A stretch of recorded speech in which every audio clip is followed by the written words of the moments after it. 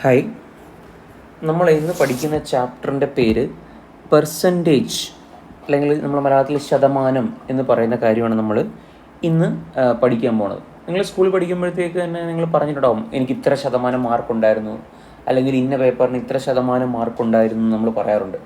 അപ്പോൾ എന്താണ് ശതമാനം? ഇപ്പോൾ നിങ്ങൾക്ക് പരീക്ഷയ്ക്ക് നിങ്ങൾ സ്കൂളിൽ പഠിച്ചപ്പോൾ നിങ്ങൾക്കൊരു പക്ഷേ 50-ലായിരുന്നു മാർക്ക് തന്നിരിക്കട്ടെ, ഒരു ടെസ്റ്റിന് 50-ൽ 40 മാർക്ക് കിട്ടിയെന്നിരിക്കട്ടെ. ഈ 50-ൽ 40 മാർക്ക് കിട്ടിയപ്പോഴത്തേക്ക് നിങ്ങളോട് എത്ര ശതമാനം മാർക്കുണ്ടെന്ന് ചോദിച്ചു കഴിഞ്ഞാൽ നിങ്ങൾ എത്ര ശതമാനം മാർക്കുണ്ടെന്ന് പറയുമായിരിക്കും? നിങ്ങൾ 80% മാർക്കുണ്ടെന്നായിരിക്കും നിങ്ങൾ പറയുന്നത്, ശരിയല്ലേ? അപ്പം 50-ൽ പക്ഷേ നിങ്ങൾക്ക് 40 ഉള്ളൂ. പക്ഷെ നിങ്ങളോട് ശതമാനം ചോദിച്ചപ്പോൾ നിങ്ങൾ എന്ത് ചെയ്തു?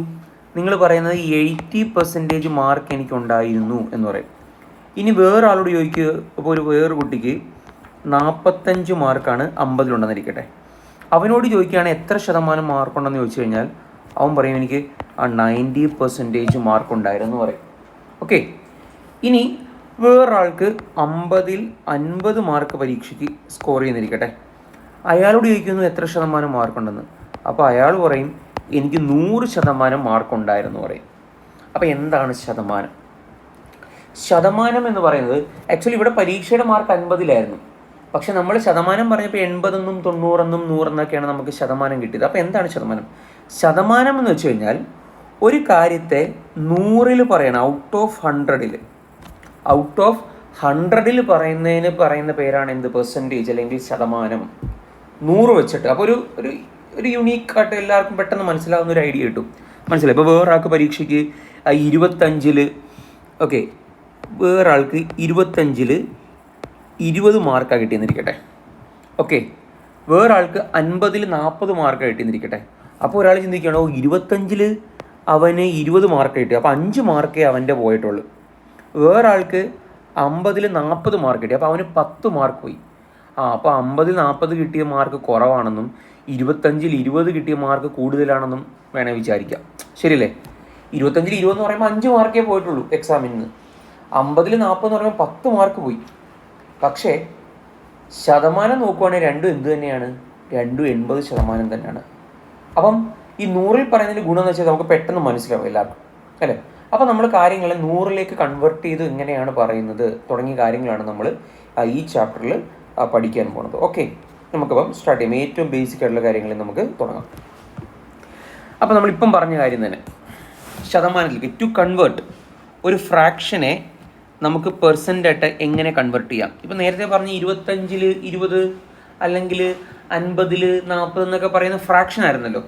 മുകളിലൊരു സംഖ്യ താഴെ ഒരു സംഖ്യ, അതിനെയാണ് നമ്മൾ ഫ്രാക്ഷൻ എന്ന് പറയുന്നത്. അപ്പം അതിനെ എങ്ങനെയാണ് പെർസെൻറ്റേജ് ആക്കി മാറ്റുന്നത്? പെർസെൻറ്റേജ് ആക്കി മാറ്റാൻ വേണ്ടി വേറെ ഒന്നും ചെയ്യേണ്ട. തന്നിരിക്കുന്ന ഫ്രാക്ഷൻ ഇവിടെ L/M എന്ന് പറയുന്നതാണല്ലോ നമ്മുടെ ഫ്രാക്ഷൻ തന്നിരിക്കുന്നത്, L/M. ഓക്കെ, നമ്മുടെ ഫ്രാക്ഷൻ. Okay, sorry. അപ്പോൾ നമുക്ക് തന്നിരിക്കുന്ന ഫ്രാക്ഷൻ ഏതാണ്? L/M എന്നുള്ളതാണ് നമുക്ക് തന്നിരിക്കുന്ന ഫ്രാക്ഷൻ. ഓക്കെ, ഈ ഫ്രാക്ഷനെ പെർസെൻ്റ് ആക്കാൻ വേണ്ടി നമ്മൾ എന്ത് ചെയ്താൽ മതി? ജസ്റ്റ് ഒരു 100 കൊണ്ട് ഗുണിച്ചിട്ട് നമ്മൾ എന്തുകൂടെ കൊടുക്കണം? ആ ശതമാനത്തിൻ്റെ സിമ്പലും കൂടെ കൊടുക്കണം, അത്രേ ഉള്ളൂ. അപ്പോൾ നമ്മൾ എന്ത് ചെയ്യണം?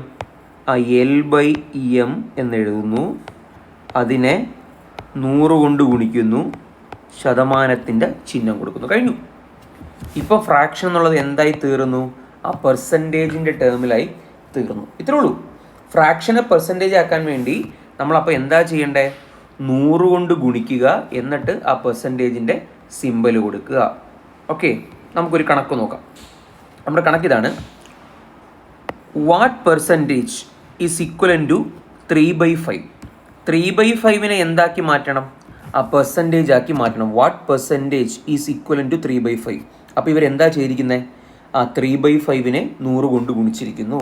അപ്പം പറയാം, ഇപ്പോൾ ഒരു 3/5 എന്ന് പറയുന്ന ഒരു ഫ്രാക്ഷൻ നമുക്ക് തന്നിട്ടുണ്ട്. ഈ ഫ്രാക്ഷനെ പെർസെൻറ്റേജ് ആക്കാൻ എന്ത് ചെയ്യണമെന്നാണ് ഇപ്പം പഠിപ്പിച്ചിരിക്കുന്നത്? ആ 3/5 ഇൻറ്റു എത്ര കൊണ്ട് ഗുണിക്കണം? 100 കൊണ്ട് ഗുണിക്കണം, എന്നിട്ട് നമ്മൾ ശതമാനത്തിൻ്റെ ചിഹ്നം കൊടുക്കണം. ഇനി ബാക്കി സിംപ്ലിഫിക്കേഷൻ നിങ്ങൾക്ക് കഴിയുന്ന പോലെയൊക്കെ ചെയ്യാം.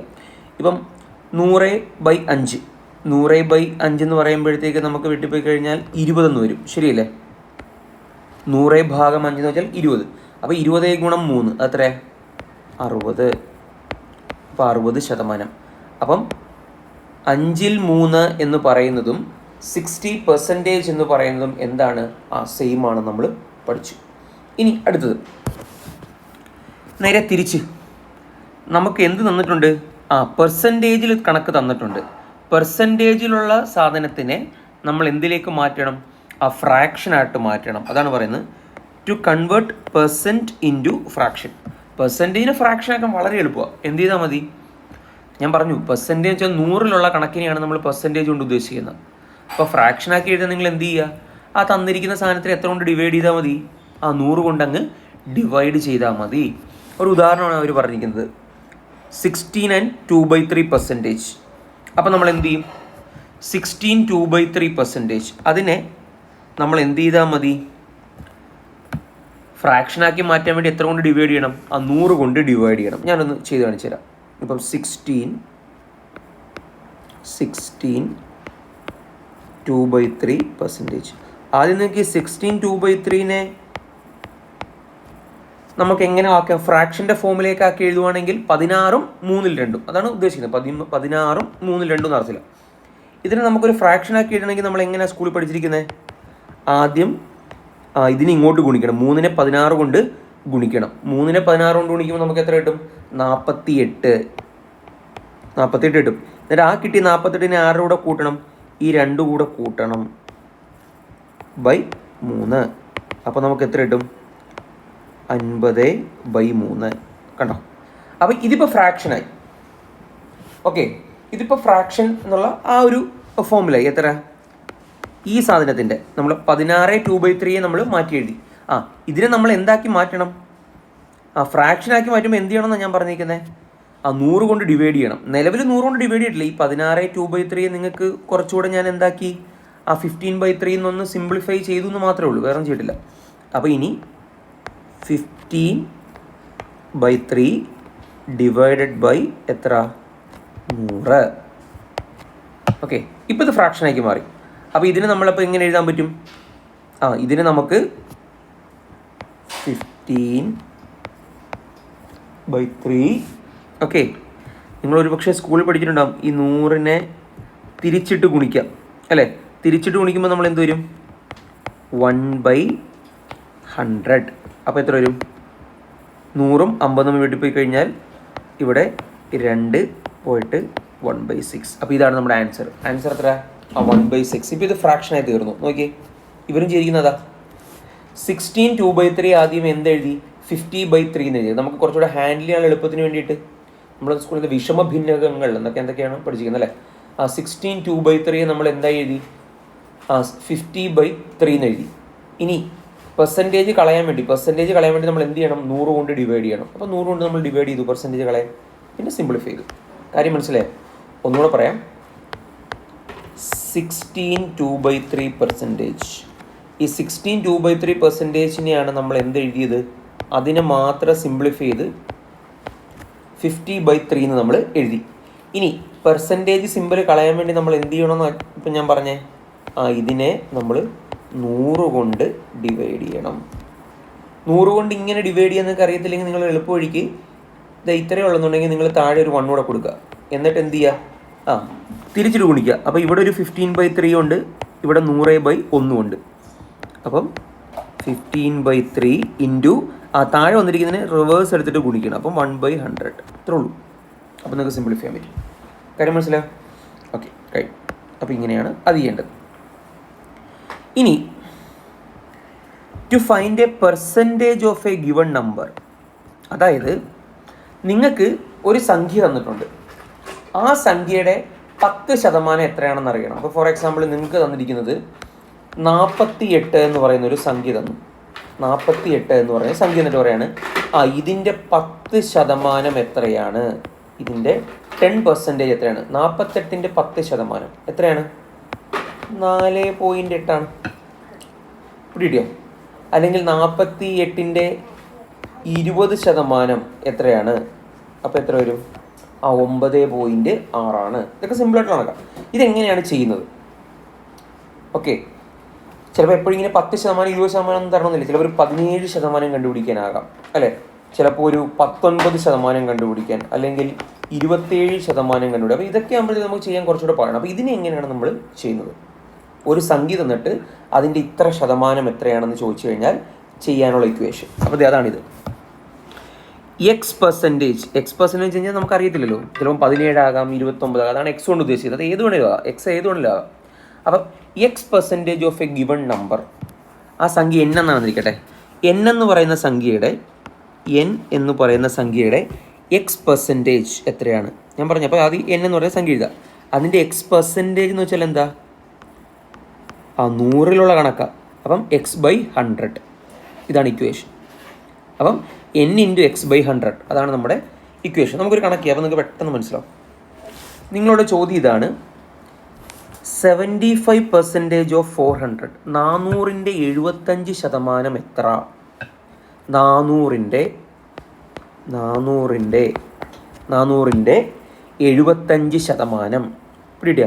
400ൻ്റെ 75% വെച്ച് കഴിഞ്ഞാൽ 400 ഗുണം 75%. ശതമാനത്തെ മാറ്റാൻ വേണ്ടി നമ്മൾ 100 കൊണ്ട് ഹരിക്കണം. അപ്പോൾ 400 ഗുണം 75/100. നിങ്ങൾ സിംപ്ലിഫൈ ചെയ്ത് കഴിഞ്ഞാൽ ഈ 0 വെട്ടിപ്പോയി ആൻസർ നിങ്ങൾക്ക് 300 എന്ന് കിട്ടും. പിടിയിട്ടാ. അപ്പം ഈ വേറൊരു കണക്കാണ്. ഇപ്പോൾ ഈ 400 25%. 400ൻ്റെ 25%. 400ൻ്റെ 25% പിടിക്കാൻ അപ്പം നിങ്ങൾ എന്ത് ചെയ്യണം? 400 ഗുണം 25%. അപ്പോൾ 25/100 പിടിയിട്ടോ. അപ്പം 100 കിട്ടും അല്ലേ? ആൻസർ 100 കിട്ടും. ഇത് വെട്ടിപ്പോയി കഴിഞ്ഞാൽ 4, 25 കൊണ്ട് 4, 100. അപ്പോൾ ഇങ്ങനെയാണ് ഒരു സംഖ്യ തന്നിട്ട് അതിൻ്റെ ഇത്ര ശതമാനം എത്രയാണെന്ന് കണ്ടുപിടിക്കാൻ പറഞ്ഞു കഴിഞ്ഞാൽ ചെയ്യുന്നത്. ഓക്കെ, പിടിയോ? ഇനി വേറെ സംഖ്യ എന്താണ്? Find a number whose 4% is 72. അതായത് സംഖ്യ തന്നിട്ടില്ല, സംഖ്യ തരുന്നതിന് പകരം അതിൻ്റെ 4% എത്രയാണ്? ഒരു ഉദാഹരണം പറഞ്ഞു കഴിഞ്ഞാൽ നിങ്ങളോട് സംഖ്യ തരുന്നില്ല, 10% എന്ന് പറയുന്നത് 20 10% എന്ന് പറയുന്നത് 20 ആണെന്നുണ്ടെങ്കിൽ സംഖ്യ ഏത്? പിടിയോ? ഏതോ ഒരു സംഖ്യയുടെ 10% 20 എങ്കിൽ സംഖ്യ ഏത്? നിങ്ങൾക്കറിയാം, 200. കാരണം 200ൻ്റെ 10% ആ 20 എന്ന് പറയുന്നത്. അപ്പം ചിലപ്പോൾ നിങ്ങൾക്ക് സംഖ്യ അറിയത്തില്ലായിരിക്കും, പക്ഷേ പകരം അതിൻ്റെ ഇത്ര ശതമാനം നിങ്ങൾക്ക് തന്നിട്ടുണ്ടാവും, എങ്കിൽ സംഖ്യ കണ്ടുപിടിക്കുക എന്നുള്ള പരിപാടി. അപ്പോൾ നിങ്ങൾ ആലോചിച്ച് ഇതെങ്ങനെയായിരിക്കും ചെയ്യുന്നത്? 10% 20ൻ്റെ 10% എന്ന് പറയുന്നത് 20 എങ്കിൽ സംഖ്യ ഏത്? അപ്പോൾ നമുക്ക് സംഖ്യ അറിയത്തില്ലല്ലോ തൽക്കാലം, പക്ഷെ നമുക്ക് മുകളിൽ ഇക്വേഷൻ അറിയാം. സംഖ്യ അറിയത്തില്ല, അപ്പോൾ നമുക്ക് സംഖ്യ തൽക്കാലം അറിയാത്തൊരു കാര്യമുണ്ട്. നമുക്കതിനെ എക്സ് എന്ന് വിചാരിക്കാം. ഈ എക്സിൻ്റെ 10% എത്രയാണ്? 20. അപ്പോൾ എക്സിൻ്റെ 10% നമ്മൾ എങ്ങനെ എഴുതുന്നത്? എക്സിൻ്റെ 10% ഇങ്ങനെയല്ലേ? എക്സിൻ്റെ 10% എന്ന് എഴുതുന്നത്. എക്സിൻ്റെ 10% 20. ഓക്കെ, എങ്കിൽ എക്സിൻ്റെ വില എത്രയാണെന്ന് വെച്ച് കഴിഞ്ഞാൽ ഇത് നമ്മൾ വെട്ടിക്കളഞ്ഞു. 10. x/10 = 20. എങ്കിൽ x = 20 ഗുണം 10 എത്ര? 200. നിങ്ങൾക്ക് മനസ്സിലായില്ലേ? ഞാൻ ഒന്നുകൂടെ വേറെ കണക്കൂടെ ചെയ്ത് കാണിച്ചു തരാം. അതായത് തൊട്ടു മുമ്പ് ഞാൻ പറഞ്ഞു 400ൻ്റെ തൊട്ടു മുമ്പത്തെ കണക്ക് ഇതായിരുന്നു. 400ൻ്റെ 25% കണ്ടുപിടിക്കാൻ നമ്മൾ എന്താ ചെയ്യുക? 400ൻ്റെ എന്ന് പറയുമ്പോൾ നമ്മൾ ഗുണിക്കും. 25% എന്ന് എഴുതുമ്പോൾ നമ്മൾ 25/100 നമ്മൾ കണ്ടുപിടിക്കും. ഓക്കെ, ഇതാണല്ലോ നമ്മുടെ പരിപാടി. ഇവിടെ അങ്ങനെയല്ല, ഇവിടെ നേരെ തിരിച്ചാ. അപ്പം ഇപ്പോൾ ഈ കണക്കിൽ 400ൻ്റെ 25% എന്ന് പറയുമ്പോഴത്തേക്ക് അപ്പം നമുക്ക് 100 കിട്ടി. ഓക്കെ, നേരെ തിരിച്ച് 400 തരത്തില്ല, 25% എന്ന് പറയുന്നത് 100 എങ്കിൽ സംഖ്യ ഏത്? പിടിയിട്ട. 25% എന്ന് പറയുന്നത് 100 എങ്കിൽ സംഖ്യ എത്ര? ഓക്കെ, സംഖ്യ നമുക്കറിയത്തില്ല. അപ്പം സംഖ്യയുടെ 25% 100 അപ്പം സംഖ്യ നമുക്കറിയത്തില്ല. അപ്പം സംഖ്യയുടെ 25% എന്ന് പറയുന്നത് 100 എങ്കിൽ സംഖ്യ എത്രയായിരിക്കും? എങ്കിൽ സംഖ്യ കണ്ടുപിടിക്കാൻ ഇതാ ഇതിനെ മൊത്തത്തിൽ അപ്പുറത്തോട്ട് കൊണ്ടുവിടാം. ഇതിനപ്പുറത്തോട്ട് കൊണ്ടുപോകുമ്പം ഇത് മുകളിലേക്ക് പോവും, ഇത് താഴേക്ക് വരും. അതാണല്ലോ. ഓക്കെ, പിടിയോ? അപ്പോഴത്തേക്ക് ഇവിടെ 4 വന്ന് 100 ഗുണം 4 400. ഇതാണ് പരിപാടി. അപ്പോൾ അത് തന്നെയാണ് ഇവരും പറഞ്ഞിരിക്കുന്നത്. Find the number whose 4% is 72. 4% എന്ന് പറയുന്നത് 72 എങ്കിൽ സംഖ്യ എത്ര? അപ്പോൾ സംഖ്യയുടെ 4% 72. ഓക്കെ, സംഖ്യയുടെ 4% സംഖ്യയുടെ 4% എത്രയാണ്? 72 എങ്കിൽ സംഖ്യ, അപ്പോൾ സംഖ്യ എത്രയായിരിക്കും? സംഖ്യ കണ്ടുപിടിക്കാൻ 72 ഗുണം ഇതിനപ്പുറത്ത് കൊണ്ടുപോവുക. ഈ 4/100 അപ്പുറത്തോട്ട് കൊണ്ടുപോകുമ്പം നേരെ തിരിച്ചിട്ട് ഗുണിക്കുക. അപ്പോൾ 100/4 പിടിയോ?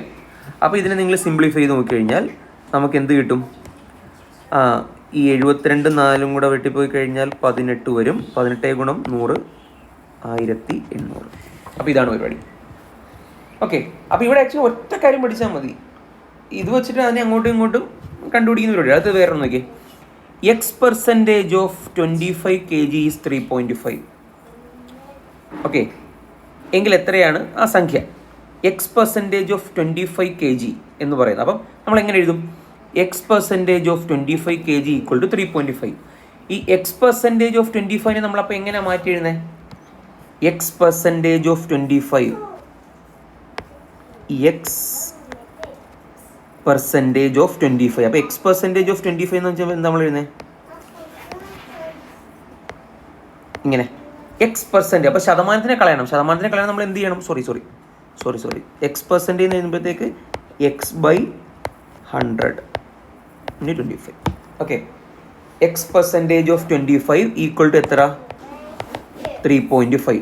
എങ്കിൽ X കണ്ടുപിടിക്കാൻ വേണ്ടി നമ്മൾ എന്ത് ചെയ്യണം? X കണ്ടുപിടിക്കാൻ വേണ്ടി 3.5 ഇൻറ്റു ഇതിനേക്ക് അപ്പുറത്ത് കൊണ്ടുപോകണം. X ഒഴികെയുള്ള ആൾക്കാർ അപ്പുറത്ത് പോകണം. അപ്പോൾ താഴെയുള്ള ആൾ മുകളിലേക്ക് പോകും, മുകളിലുള്ള താഴോട്ട് വരും. അപ്പോൾ 100 അപ്പുറത്തേക്ക് പോകുമ്പോഴത്തേക്ക് മുകളിലേക്ക് വരും, 25 താഴേക്കും പോകും. അപ്പോൾ ഇനി ഡിവൈഡ് ചെയ്യുക. അപ്പോൾ ഇവിടെ 4, അപ്പോൾ എത്ര കിട്ടും? 14. കിട്ടിയോ? അപ്പോൾ ഇത്രേ ഉള്ളൂ കാര്യം. അപ്പോൾ ഞാൻ എൻ്റെ ഒരു മെയിൻ പാർട്ട് ഞാൻ ഒന്നുകൂടെ നിങ്ങൾക്കൊന്ന് സമ്മറിക്ക് വേണ്ടി പറയാം. അപ്പോൾ പെർസെൻറ്റേജ് എന്ന് പറയുന്നത് 100-ലുള്ള കണക്കിനെയാണ് നമ്മൾ പെർസെൻറ്റേജ് എന്ന് പറയുന്നത്. ഓക്കെ, X% എന്ന് വെച്ച് കഴിഞ്ഞാൽ X% എന്ന് വെച്ച് കഴിഞ്ഞാൽ X/100 എന്നാണ്. പിടിയോ? ഇപ്പം 25 X-ൻ്റെ X% of n എന്ന് വെച്ചാൽ n-ൻ്റെ മലയാളത്തിൽ പറയണേ n-ൻ്റെ X%. n-ൻ്റെ X% എന്നുള്ളത് നമ്മൾ എങ്ങനെ മാറ്റി എഴുതും? n ഇൻറ്റു X% നമ്മൾ എന്ത് എഴുതും? X/100. അപ്പോൾ ഇത്രേ ഉള്ളൂ. ഈ X% എന്ന് എഴുതുന്നതിന് പകരം നിങ്ങൾ X/100 എന്ന് എഴുതാൻ മാത്രം പഠിച്ചാൽ മതി. കണക്കുകളെല്ലാം ചെയ്യാം. ഓക്കെ, അപ്പോൾ എന്തെങ്കിലും ഡൗട്ട് ഉണ്ടെങ്കിൽ നിങ്ങൾ ചോദിക്കുക. ഓക്കെ, അപ്പോൾ ഇത്രേ ഉള്ളൂ ഈ എൻ്റെ ബേസിക് എന്ന് പറയുന്നത്. ബാക്കി മെത്തേഡുകൾ ഞാൻ അടുത്തടുത്ത വീഡിയോകളിൽ ഇങ്ങനെ അയക്കാം.